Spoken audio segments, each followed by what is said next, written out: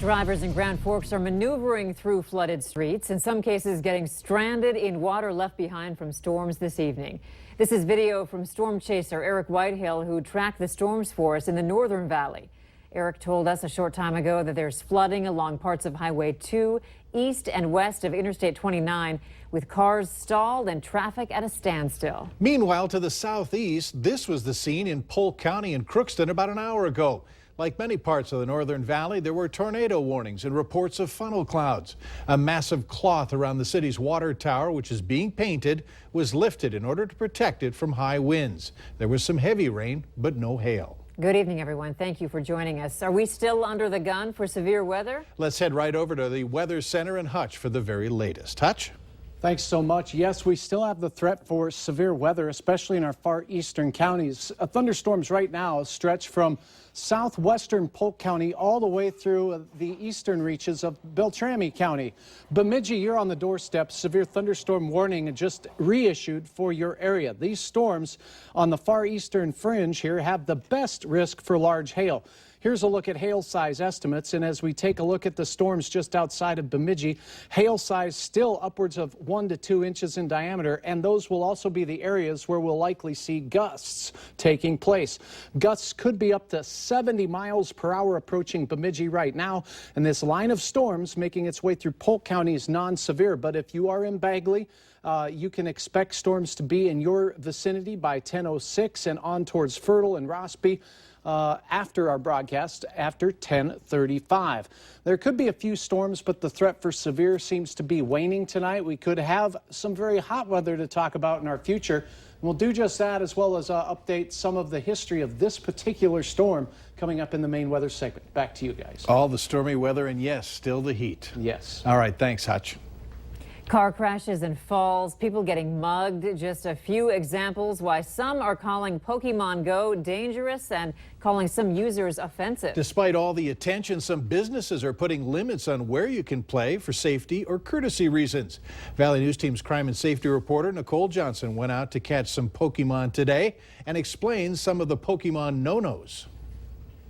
I think people just kind of get caught up in the game. Yes, because when you feel that vibration of like a Pokemon around you, you're like, oh my gosh, I want to like go find it. What if it's a rare one? What if it's one I don't have? What if it's a high-powered one? Been like at work, and if I saw that there was like a cool Pokemon in the area, I would kind of just like have someone cover for me and just leave and like walk around and try to find it. It's addicting hunting for new Pokemon, and people are literally going the extra mile to catch them all. I'm sure there's been quite a rise in trespassing. Police tell us the railroad companies aren't happy about all the people wandering around on the tracks. And I think I just found a Pokemon. Not only is it illegal, but it's highly dangerous. We do live in a town with a lot of railroads, so most of the people I've seen on the railroads are young children. Like, not young children, maybe about like 14 or so. Another problem police are having is people calling 911 late at night saying there's suspicious people in the park. But when police get here, they find out it's just people playing Pokemon Go on their phone. I tried to do it while biking, and that didn't go very well. I can barely like do the look mom no hands thing. So in the game, when you're close to a Pokemon, it shows you how many footsteps you're away. Right now we're 3 footsteps away, but I've walked around the substation and haven't been able to find it, meaning it could be inside. Local electric companies are urging you to use common sense, along with police and many of the users themselves. I don't think you can blame the game. It's kind of like blaming anything. It's like blaming texting or Facebook for like car accidents. In Fargo, Nicole Johnson, Valley News Live. One of the people we talked to downtown today says Pokemon is having a positive impact on local businesses. Some are making extra bucks off of users who are out and about, and other shops have created Pokemon stops where people can come in and battle. 3 teenage girls are being called heroes by their family and community after pulling 2 people from the Turtle River last night. A group of students and a coach from Mayport CG School were swimming at Turtle River State Park after running the trails. An 11-year-old boy slipped on a rock, fell in, and got caught in the current. The coach jumped in to rescue the boy, but also got caught in the current. Both went over the dam and were swept about 50 feet away. The 3 girls were able to pull both the boy and the coach to shore. 14-year-old Morgan Palmer says she heard screaming and ran to help. I thought I need to get to him, whoever it is. I just need to make sure they're okay and they're breathing. I think it's mostly don't think about yourself, think about other people that are in trouble. If they need you, then you have to be there for them. Just a week ago, Turtle River State Park posted some video on its Facebook page and said the recent rains make the river unsafe for swimming or wading. A second case of Zika virus has been confirmed in North Dakota. The man who tested positive for Zika traveled to Costa Rica, according to the Department of Health. He has not been hospitalized. The other case previously reported in North Dakota was a woman who had recently traveled to Jamaica. A police captain in Kansas City, Kansas is dead tonight after a shooting earlier this afternoon. A caller says multiple people were shooting at him from a vehicle. When officers arrived on the scene, several suspects ran and one person was taken into custody. As a second officer, Captain Robert Melton pursued the other suspects. Multiple shots were fired and Melton was hit. He was later taken to a hospital where he died. Donald Trump is no longer the Republican Party's presumptive nominee. He is the official GOP's presidential nominee. Trump easily winning tonight's roll call vote, getting the 1,237 delegates needed to capture the nomination, despite some states attempting to award delegates to Trump's competitors. Trump's home state of New York put him over the top with his children amid the delegation. Flanked by his siblings, Donald Trump Jr. announced that New York awarded 89 votes to his father.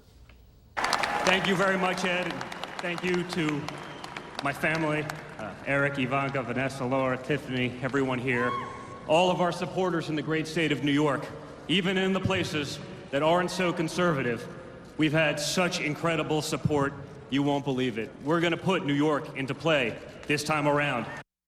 Trump will speak to the convention tomorrow night when he accepts his nomination. A woman from Detroit Lakes emailed us today and wasn't happy with the list of school supplies needed for her kids. She said she was spending $140 per kid. Valley News Team's Giovanna Simic went shopping on her own for supplies and talked with other parents doing the same thing.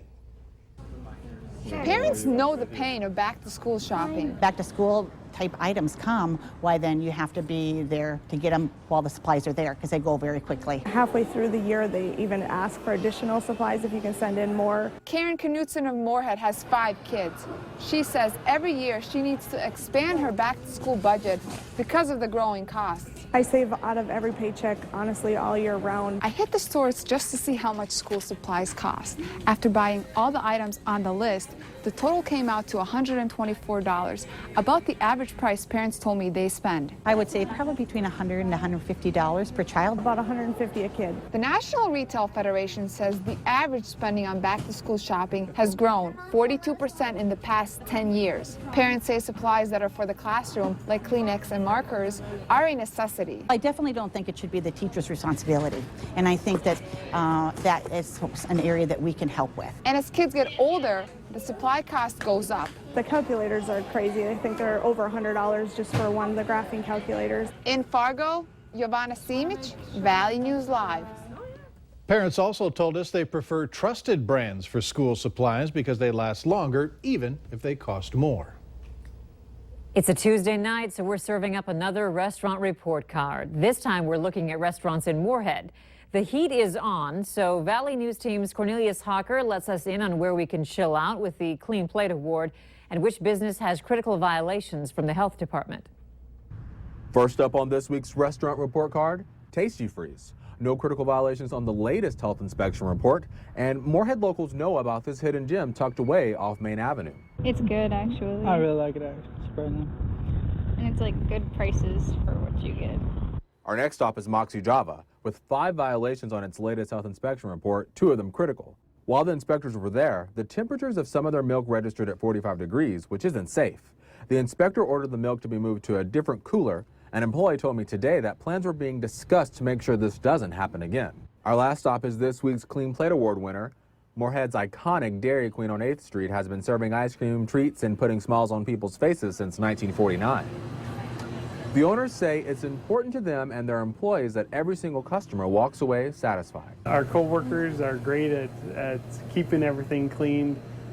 When it gets dirty, they clean it right away, and as you walk in here, you can just see that there's a little pride here, and we want to keep it clean, because if it's clean, then it just makes everything flow that much easier by far. In Moorhead for Restaurant Report Card, I'm Cornelius Hawker. To know more about the health inspection reports of the businesses in this week's report card, go to valleynewslive.com and click on this story. Fargo police have taken a big lead after the opening day of this year's Battle of the Badges. It's a friendly competition between police and firefighters to get people to donate blood. As it stands, Fargo police are up 111 to 55. Fargo police are the defending champs. You can walk in and donate from 11 to 7 at West Acres tomorrow and Thursday. This is the 10th annual event.